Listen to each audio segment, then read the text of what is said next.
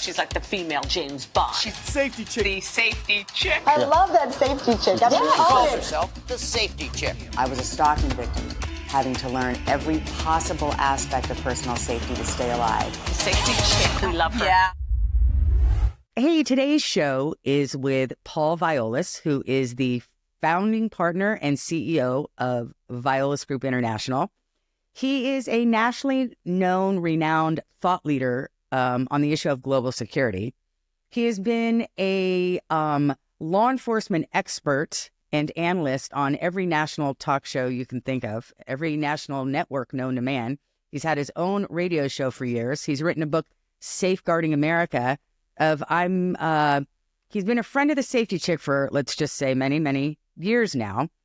And with the state that the country is in right now, I thought, who better than to give us all a little bit of calm intel on everything that's going on than my dear friend, Paul Violis. Paul, welcome to the show. Kathleen, it's always a pleasure. How are you?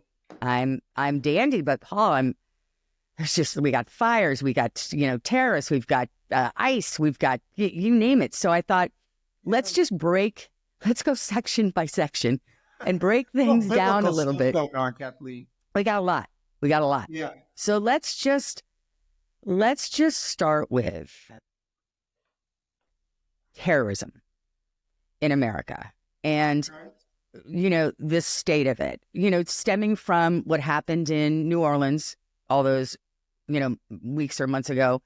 And then, just kind of go from there to kind of say what really truly is going on and what are the threats that we should be concerned with? Or is this just a whole lot of, media hoopla making us all think that our country's going to hell in a handbasket?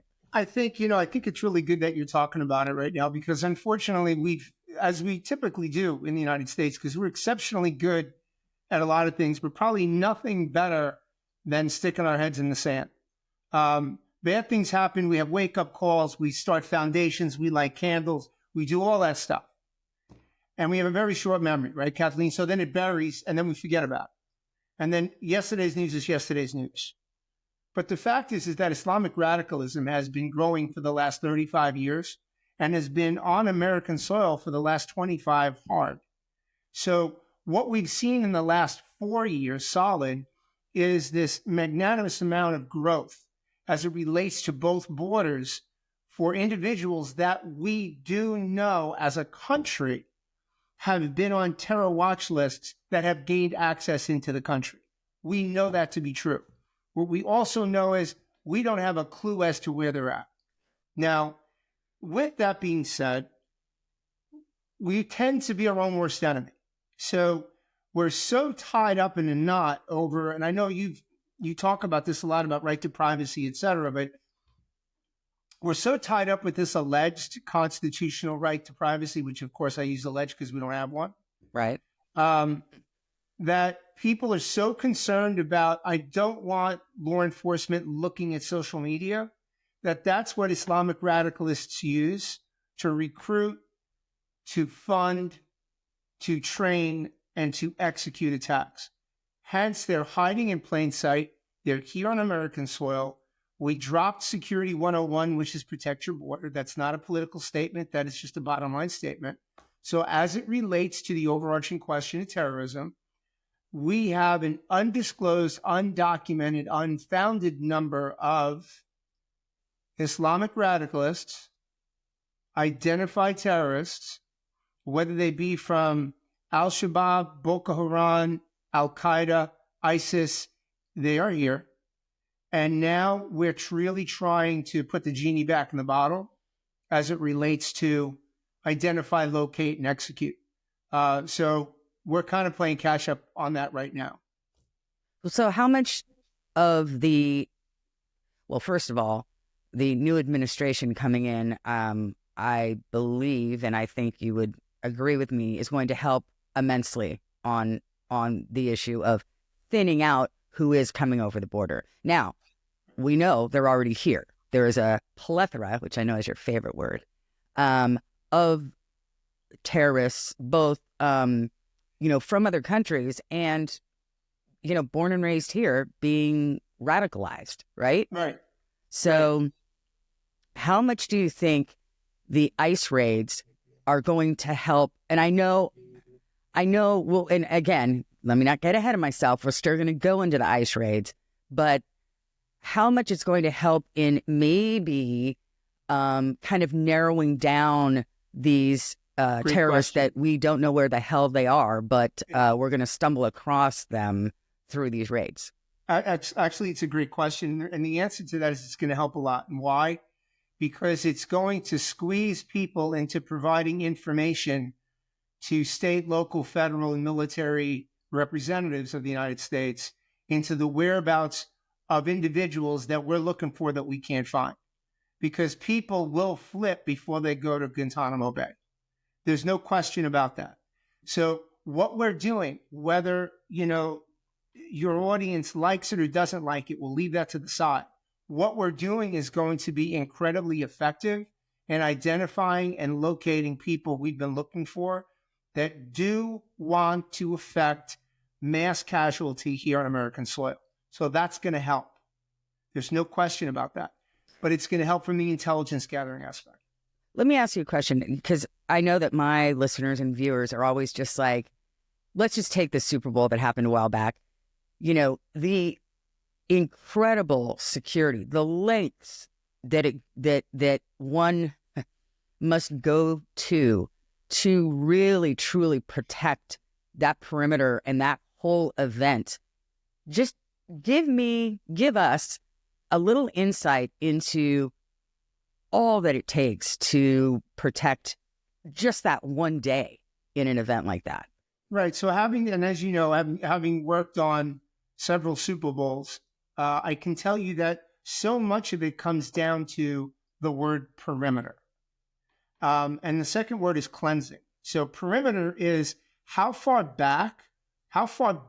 away from the venue do you want to go to start screening or cleansing individuals, vehicles, objects that are going to come into what could be the field of danger or the event venue itself. And that's where it starts. It starts with the perimeter. I remember the last one that I worked on is when the Super Bowl was at Giant Stadium. And how many people, oh my God, Kathleen, how many people complained about how far they had to walk? And even though they didn't, because people were bussed in off secured buses, just because we put the perimeter 9/10 of a mile away. Now, some would say this is ridiculous, it's overkill. What you don't know as the general public is the intelligence that law enforcement has that's precipitating the decision to go that far away. It's called a blast danger area. So if we know that certain groups are chatting up about an ordinance that they may try to get into that particular venue, then we go back that far to how far it could hurt anyone. And that's where the perimeter starts.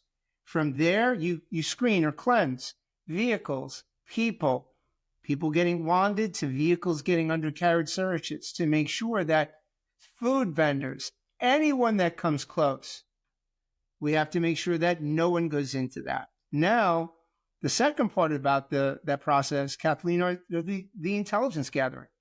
We use our federal, we use our clandestine or our secretive type of intelligence gathering.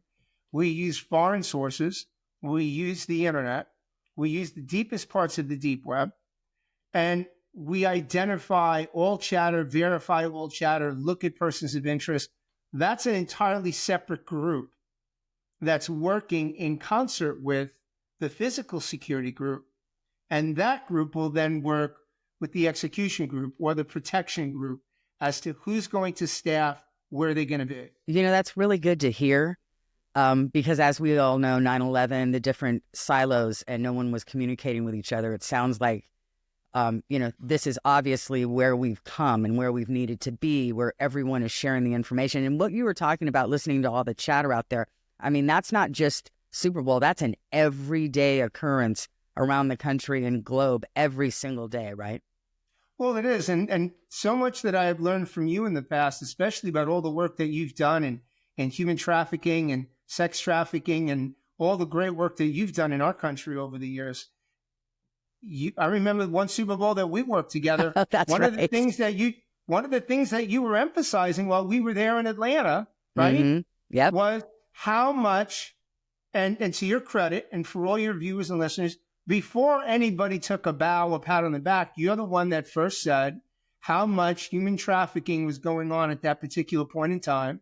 You said it before the event, and it wasn't until weeks later that it was identified of how much that actually took place. So to your credit, again, way ahead of the curve, but that's intelligence gathering, right? Well, and then remember, you can't, right? You can say that a couple of weeks later, there was a certain NFL owner that got caught up in a trafficking sting. So Look, and I will tell you right now that I have absolutely no doubt in my mind as to what Kraft was involved with. I have no doubt in my mind. I know. And I won't hesitate that for a second. I'm saying that. You're not saying it. I'm saying it. And I'm openly saying it. And I will tell you why, Kathleen, because I'm not an opinion guy. I'm a fact guy. And here's a fact for all your viewers. I don't care who you are. If you walk in to a location and you solicit prostitution in any of the 50 states, that is a misdemeanor. It does not warrant several dozen FBI agents to be transported from headquarters in Washington to come to Florida for a misdemeanor. To some small little massage parlor. Right. You know, so you're right. Let's be honest and right. Let's look at that Or for what it was. as Trump would say, it's common sense. Yeah, Just go to common sense. And you know how Anyway. I feel about common sense, Kathleen. I put that right there with jumbo shrimp as the greatest oxymorons of all time. Right? So, Yes. But no, to your credit, though, as while we're talking about this in Super Bowl and event planning, you know, you were completely on point that year, as you've been in the past. But that's something that everyone needs to understand that goes part and parcel with planning that event. Human trafficking, sex trafficking that occurs during that particular massive event. So to your credit on that. Well, thanks. But anyway, so moving past the, you know, what the different agencies do, and thank God now everyone is talking. We've come a long way, baby, since 9/11, and all of the different groups that are out there, all of our different security forces that are working in tandem, thank God. But okay, let's just get past that and say, you know, what are you seeing? And, you know, what patterns are you seeing? What chatter are you hearing for people out there? You know, the last thing, I hate making this whole thing about, you know, caring about your personal safety. You know, it's not about being paranoid. It's about being smart, right? It's all about making smart personal safety choices. And so for everybody out there, when Paul and I are talking about this, we're not saying these things to make you, you know, neurotic, hide in the corner and not come out. That's not what we're saying. We're giving you this information to feel empowered, to keep your eyes open, to make smart personal safety choices. And I know this phrase is beat to death, but if you see something, say something. That's the point. Right. So moving forward, let's just talk a little bit more about the terrorism issues that you're seeing. Like, you know, New Orleans, look, that you and I both know that was ridiculous, that they did not have the bollards or any barriers up down. Correct. I mean, that was the issue. That never would have happened had the perimeter been secured. That was absolutely on law enforcement for that in New Orleans. So that's the other thing with our listeners. Don't think that you're going to, you know, that you always now are going to have to be worried about getting mowed down on a street. In these situations where there are, you know, those walk places, New York, the cobblestone where you can't drive. What's that called? Southport in New York. Well, there's a lot. I don't know which Well, there's one. a lot. Anyway, I'm just saying that in all the different cities where there are the walk streets, done right, there's barriers on each side. So for that very reason, so cars can't just barrel through. And that was a breakdown in security 101 right there. So go ahead. And no, it's great that you're pointing that out. And I think this actually, now the onus now actually goes back to your viewers though. And the reason why I say that is because so much of what we saw in New Orleans, believe it or not, Kathleen, as this onion gets, peeled back a bit, comes down to the people's vote. And why do I say that? Because what we know to be true is that now after this investigation peels out, New Orleans PD was asking for more bodies. They were asking for more vehicles. They were asking for more money to secure, and the mayor didn't give it to them. Well, who put the mayor in place?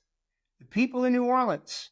If you vote for somebody to downsize your law enforcement, don't blame anybody but yourself when there aren't enough bodies to provide a safe environment.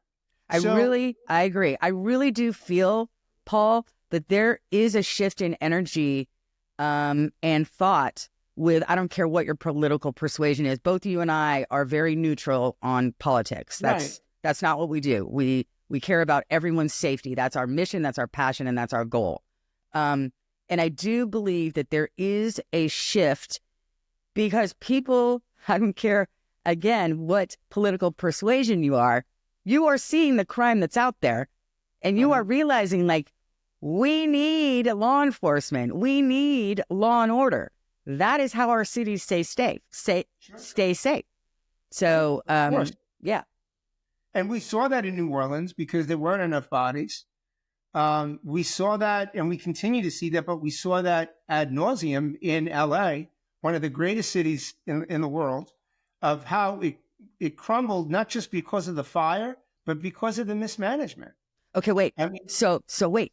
So now we're moving on to fire. We're going to fire. Okay. Let me back it out a little bit. We got an earthquake soon, right? Because I hate earthquakes. I live in Florida, as well do you.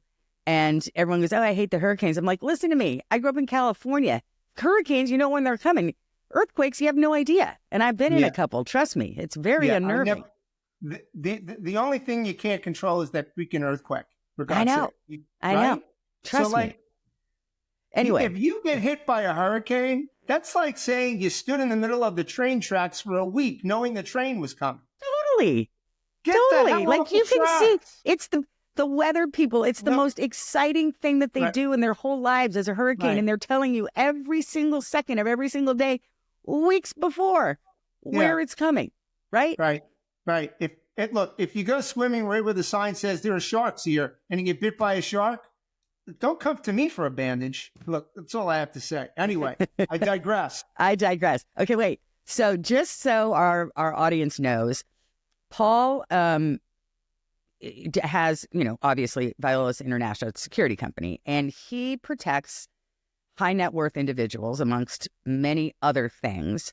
And so he had a lot of clients in the area where the fires were. And I remember talking to you, we had to do something. He's like, I can't think, I can't talk, I'm crazed, I'm so busy. And so kind of give us a little background on, from your perspective, sure, and your client's perspective of what was going down and how it just turned into literal hell in a handbasket so quickly. Well, I think so much of this too comes to you are obviously, from California, and you spent a lot of time in Los Angeles, and I've learned a lot from you as far as, how great that city is. To me, one word comes, not fires. To me, one word that comes through from having been there was mismanagement. And I'll be very specific about that. Was not the people on the ground. The people on the ground were fabulous. They were incredible. What those firefighters did, absolutely incredible. But let's peel this back. What happened there was, and I'm not going to get into the fire part, the water part. We'll get into the safety part. LAPD is so understaffed that when the fires broke out, people were being evacuated. So first responders, right, Kathleen, they do a great job. They get everybody out of that danger area. And now as winds move, that danger area moves. So they did a great job by getting everybody out. Once those areas were out, LAPD, in their defense, and the LA County Sheriff's Office, because of the downsizing, didn't have the people to secure those areas. So now you have these homes that are worth 20, 30, 50, Right. $100 million. And then you have the Latin American gangs from TDA to MS-13. I like to call them Tren de Iguana. I think we should Tren de adopt Iguana. That's a good one. I just like call it. TDA because I can never pronounce the last word. that. All right. Well, you have them, and this is identified from their tats. Them and MS-13 were driving around in these areas the first couple of days, little mopeds, and then followed by guys on dirt bikes, identifying the houses that were empty and looting. So now LAPD is doing everything they can, but they're literally drinking from a fire hose, so they can't do it. So the National Guard gets brought in. Meanwhile, mutual aid for everybody who doesn't know what that means, it means that the governor of any state, the CEO of any state can order mutual aid, having the other departments send people to assist another department in the state. There was no mutual aid coming to LAPD. Don't know why. Not like Orange County, not like Northern California. No mutual aid. So now you got LAPD and LA County Sheriff's Office still dealing with the crime everywhere else. Now you've got the National Guard that comes in and they take control. They take control of access points like Pacific Coast Highway, one of the most beautiful places in the world, right? We've been there, right? Just beautiful. But now to all your great viewers, picture PCH wrapped in barbed wire with armored vehicles. Think about that for a second. It looks like a war zone. It looks like, I hate to say it, it kind of looks like Gaza. And then Kathleen, you've got fires going. It's hard to breathe. And then you've got barriers. So there were only, from what I've been told from the command center, only 3 companies, we were one of them, that was permitted to work behind the barrier to protect these homes. The heartbreak that a couple times when we talked, when I was just crazed, was the heartbreak was having to tell people no. I hate telling people no. I hate not being able to come through for somebody. We had over 40 families in line waiting. Can you help us? We didn't have enough people. I mean, we had enough for 8 crews, right? 60 people protecting these homes from people that will come armed. So how many homes was that? 8. 8 homes. Okay. 8. And you've got guys coming around armed, looking to break into houses, looking to steal.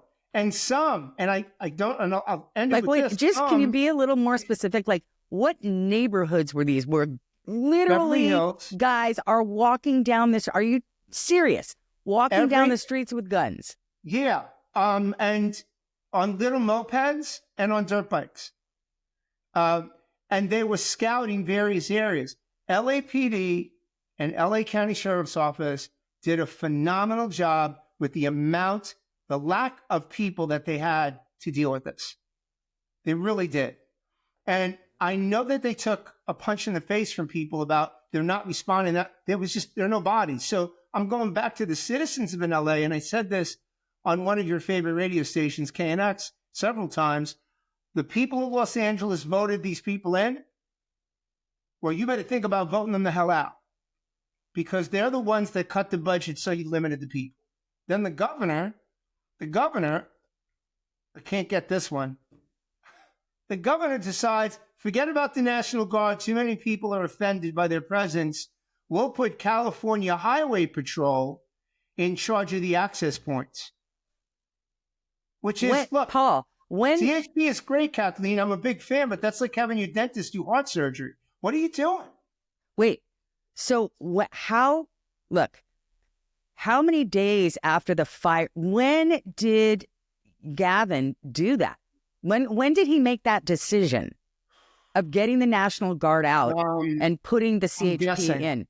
Probably 2 weeks after we were already on the ground, maybe around that time frame. Okay. But all I know is, and you know Finn, my detail leader out there, who's a great guy, right? He's a nice Irishman. You're part of your clan, right?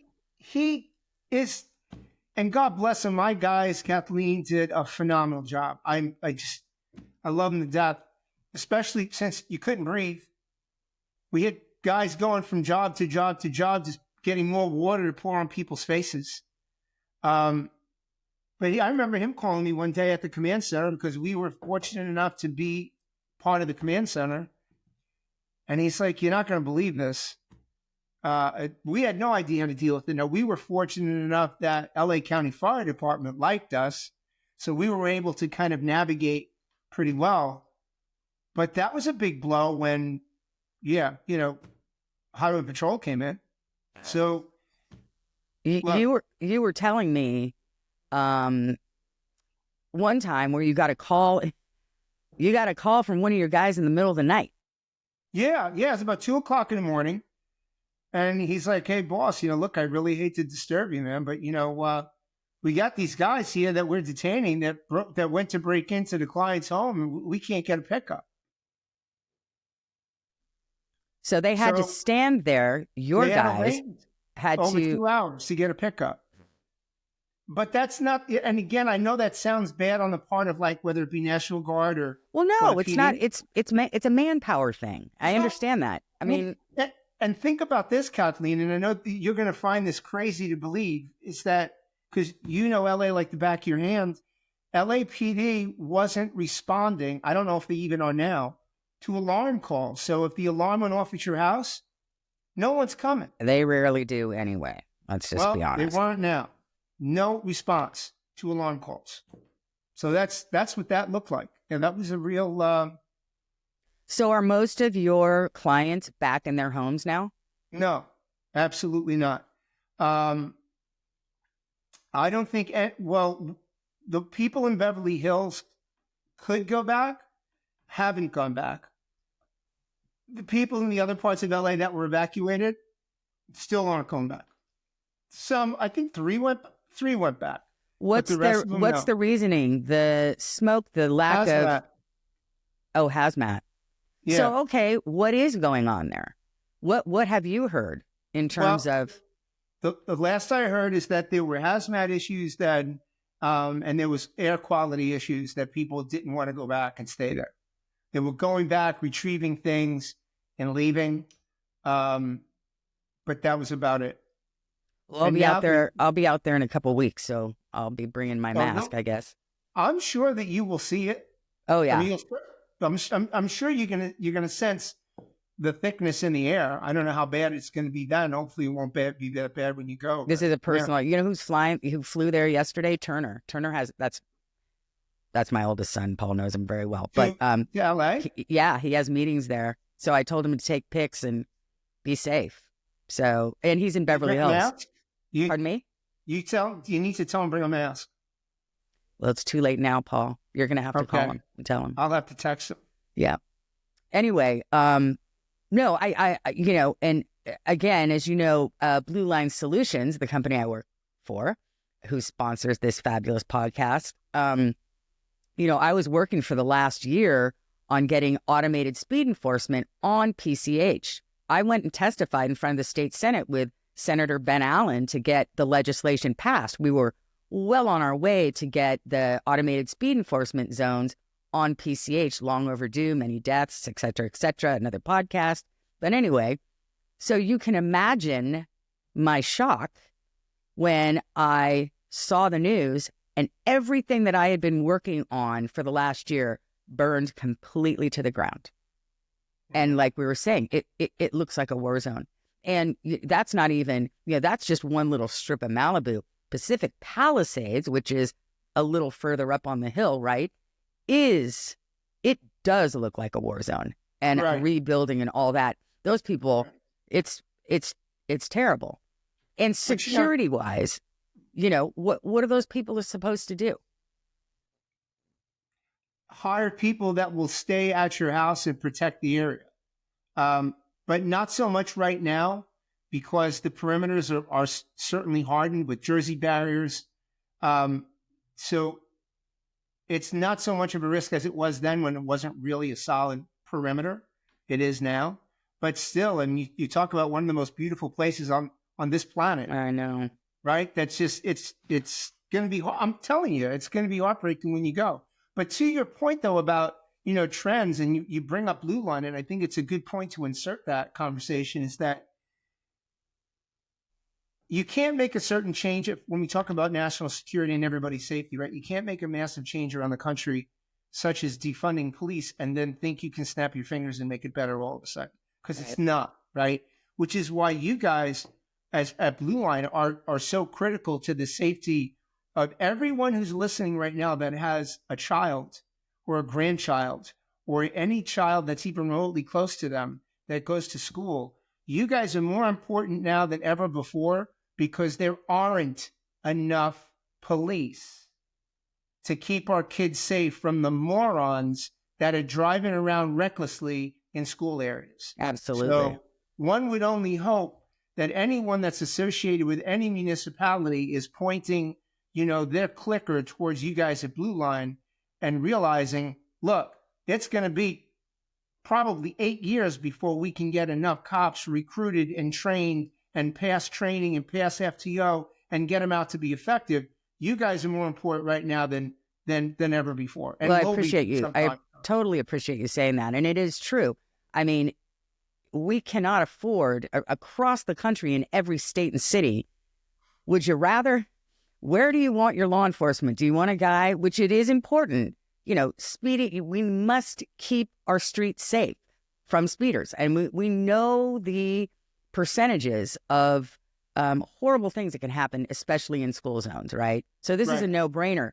But, it's just, do you want to pull an officer away to hold a, radar gun in a speed zone, or do you want to put our automated speed enforcement cameras and zones in there and have that officer going out to fight crime and with everything that's going on in our country today? You're absolutely right.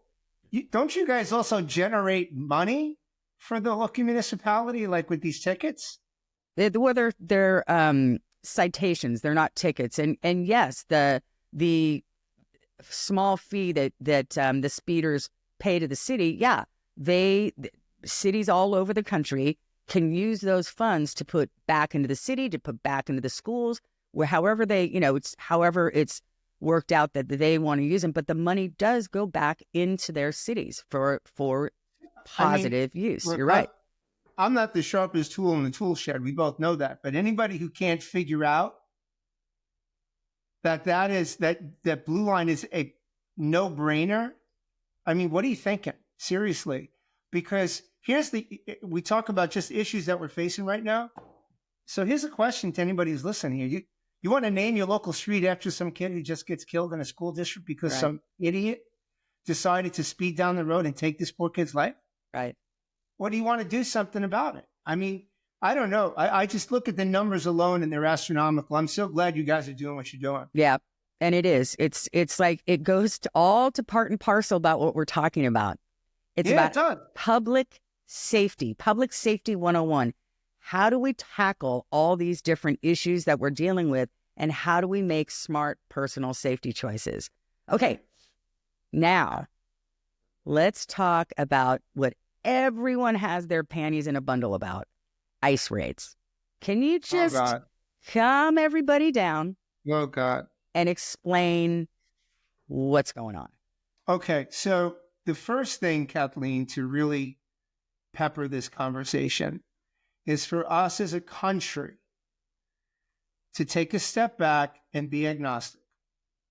Whether you are for President Trump or against President Trump, take the next 3 or 4 minutes and put that to the side. And I'll ask you one question, and that one question is, it's a yes or no response. Are we, yes or no, a nation of laws? Fair question, right? Right. Are we a nation of laws? So if the answer is yes, that means that we need to follow the law. If the answer is no, we're not a nation of laws, then the overarching issue is going to be far more detrimental than a bunch of ICE raids. The law that ICE is enforcing now is Title 8. It's been on the books in the United States since 1940. Wow. It's nothing new, modified in 65, modified again in 86, but been on the books since 1940. Now, 8 U.S. Code 1324 clearly states that you will not harbor an illegal alien. And what is an illegal alien? Someone who did not go through the prescribed laws and procedure under U.S. citizenship law to become a citizen. Again, nation of laws, that's the law. So if you do harbor an illegal alien, it is a felony, punishable by 5 years of prison. If you knowingly retain them after and continue to protect them, it's 10 years. So what ICE is doing right now is they're identified not even those that have entered the country illegally. They're identifying those that over the last 4 years have been arrested multiple times for violent offenses, and because of bail reform or other issues have been let out. They're here illegally, they're wanted criminals, they're felons. And those are the people they're going after. Now, we get frightened because we hear stories of ICE went and they, Mi abuela. went into a church. They went into a church. Or a school. Or a school. Here's the thing, and everyone needs to know this. The people that are working for ICE are good, solid human beings. This is not, the Hitler-esque kind of thing that people are portraying in the media. They're enforcing federal law. They're going after people that are proven to be dangerous to the American society. That's what they're doing. What about, I have heard that within these raids, a lot of times, there are the occasional person that is here illegally that gets swooped up with the person that they're with that has committed the felony.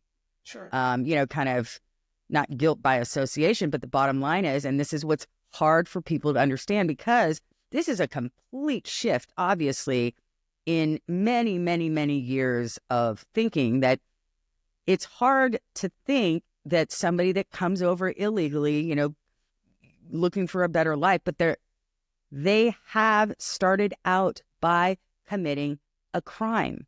Correct. And that's what's so hard for people to understand. And there's no way to stop this funnel without them understanding that they are committing a crime. Which was my point when we first started. It's a question for everyone listening to ask themselves. Not about you and I, Kathleen. It's about everybody that watches you and listens to you and follows you. Are we or are we not a nation of laws? You have to ask yourself that question, because if you say yes, then that means we have to enforce them. And we have a lot of sadness in this world. I get it. And we are so blessed to be in this country. I'm all in for that. And there are so many people that don't have a fraction of what we have and that are willing to savor everything that so many Americans take for granted. I'm with that too. But the bottom line is that U.S. citizenship law states what you have to do to become a citizen. If you come in and not follow that, before you weren't at risk, now you are. You are not at the top of the food chain. That's right. Okay. That is right. It's not. I know that their main focus, number one, and believe me, they have got their work cut out for them for the next who knows how many years. Right. Just going after the felons that are in this country. Right. That's dangerous. And that is dangerous. I've got to do an interview later this afternoon on the leaks. Yeah. So tell us about the leaks. What the hell's going on there? Right. So the guys that I know and in government right now are telling me that they're legitimately looking at a couple of FBI agents. Oh my God. Now You know why? really Because just to say, yeah. it is so, an activist in their mind might think, because of their slanted information about what ICE is actually doing, in their minds might believe they're doing this for the greater good or whatever. But what they don't understand is by doing that, you are putting everybody's life in danger.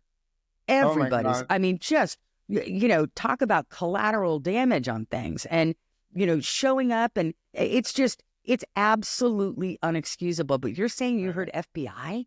That's what I'm being told. And I'm going to tell you right now, if that's true, knowing Pam Bondi as I do,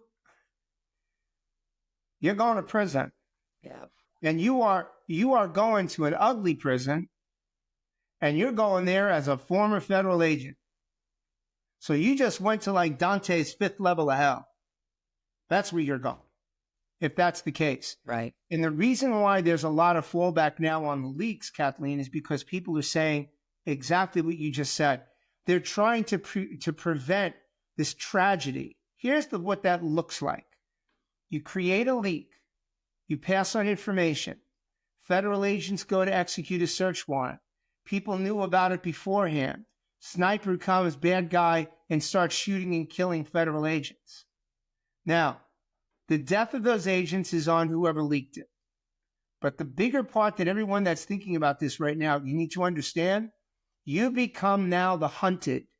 Because if that happens, the gloves are off. And you do not want that to happen. Because that does not end well for anyone. So the leaks are something I think that we're going to see resolved before the weekend, to tell you the truth. Really? Yeah. Well, I just hope, again, this is all, the things that have happened over the past few months have happened at light speed.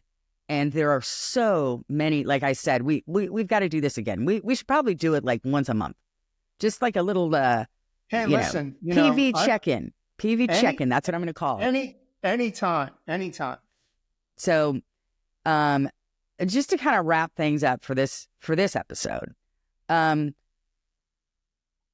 just to kind of, with all the different things that we've discussed, what can you leave our audience with?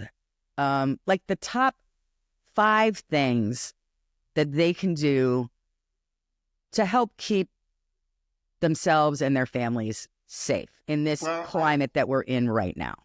I will tell you right now, number one, Kathleen, is that you need to trust your gut. And I know that you've said this over and over again, and I support you on that. We started, talking about the risk of terrorism. Trust your gut.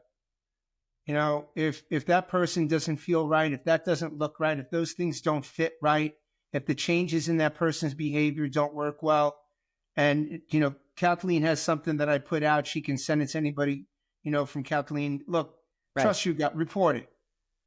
Because normally your gut's right. I'm a firm believer in that. The second thing we need to be very careful of, and this kind of goes to the ICE raids and it kind of goes to some of the risk, is if you are going to be hiring people, if you have a construction going on at your house, make sure that your general contractor is vetting people appropriately. So this that we talked about does not come to your house. Right. If we are going to take, as Kathleen mentioned, we're going to take a number of different steps now to change military, national security. And for the most part, they're good. But they are going to bring more risk to where we're vulnerable. And where you, as citizens, are vulnerable is how you communicate electronically. So number 3, get off of public email. Gmail, Hotmail, Yahoo. If you're using that to transport medical information, legal information, financial information, you need to get on something more secure. The hacking, we'll do another show. Like I said, we're going to do a whole separate show on hacking, cybersecurity, because that's a whole nother can of worms. But we can, before the next time we speak, Kathleen, I can tell you that we're we're going to see a significant hit before the end of February on the cyber side. So the best thing and the cool thing about what we're doing, Kathleen, is that, yeah, there are some crazy kind of alarming things, but to leave this on a positive note, there isn't anything we talked about that you can't fix. True. You're in control to fix every single thing we talked about. And you know that if you ever needed me, by the way, when he says you, he doesn't mean me. He means all of you, all of us. Right? All of us, right? Everyone that's watching, that's listening. Yes. Yes. No matter what there is, everything can be fixed. Everything. And if you don't know how, what you got to do is hit Kathleen up. And if she needs help from us, she can always have it. Yep. So there's no reason not to fix anything we talked about. Well, so yeah, to be continued. To be continued. I think we got about 3 or 4 major topics in there. Again, for our listeners and viewers, honestly, if you have any questions or any thoughts, well, you don't do social media anymore. He's so boring now. No. Although, no, this is exciting. You have your own TV news channel. Tell us about that. We got tired. So my agent was really trying to get me back on regular TV, and I didn't want any part of that. So we decided to do a segment like the one I did on CBS, Eye on Security. We're doing our own segment. So it'll air on, it's called VGI News, but it's going to air on Roku, Amazon, and my daughter, who's our chief communications officer, is putting it out all over social media. She'll be on social media. So you have to, what is her social media? I have no idea. I have no clue. Honestly. Oh my God. I know. I got to figure that out. But Roku I'll and do Amazon, it for our listeners and viewers at SafetyChick. When this airs, I will talk to Jennifer, his daughter, and have all that information for you. I remembered Roku and Amazon Prime. That was pretty damn good, Paul. I get some props for that. Right? Okay, that was good. But no, so these are going to be great. These are going to be like 4-minute little nuggets of that's it. What really, again, no political slant, no BS, no over dramatization. That's the one thing that Paul is not. Paul is a straight shooter that tells the truth, and that's it. He's from New York. What do you want? It's just going to be cut and dry really quick, and anybody can watch it. And and we're never going to have sponsors, because that way no one will ever say that something was influenced by somebody else. Right. So we're going to underwrite the whole thing. Right. When I did the Today Show for all those years, and I'd feature all those security, safety products, Kathy Lee used to call me the Jane Bond of personal safety. But I always had to sign a waiver saying that in no way was I paid by any of these, because that truly is, again, what you and I do. We're not bought. We're not paid for. This is from years of experience and common sense that we're able to discuss all these things, right? Right. And I do think that one of the subjects we need to talk about is all the good stuff that you guys are doing in school zones. But more parents need to wake up and get behind this and start influencing city managers, mayors, etc. Well, we're not doing like out in California and what we were going to do on PCH, which we're doing. There's a pilot program in Los Angeles, Glendale, and Long Beach as well that I've been out there, and I will be out there in the next couple of weeks. Where they're not just school zones, they're in, high incident zones where people have, fatalities are. And so really, I commend the state of California for passing this pilot program legislation that allows these speed zones in these different areas. And, I'm hoping that Blue Line will be considered as one of the vendors. So, yeah, I really think that we have to make it a concerted effort so that more people influence their local municipality decision makers to get you guys in front of them, because burying children is the very last thing we need to do in this country. Absolutely. No, and that's it. So that's it. Let me know and want me back. All right, Paul. I appreciate you, and you go do your other little interviews, and I will talk to you soon. Bye, Kathleen. Thanks. So We learned a lot. That was a lot. It was awesome. I really appreciate all you guys writing in. Remember, as I said, it's Instagram is @TheSafetyChick. X is @TheSafetyChick. Facebook is Kathleen Gallagher, The Safety Chick. Keep all of the comments and ideas coming. Really appreciate you. Thanks. Till next time. Safety chick. We love her. Yeah.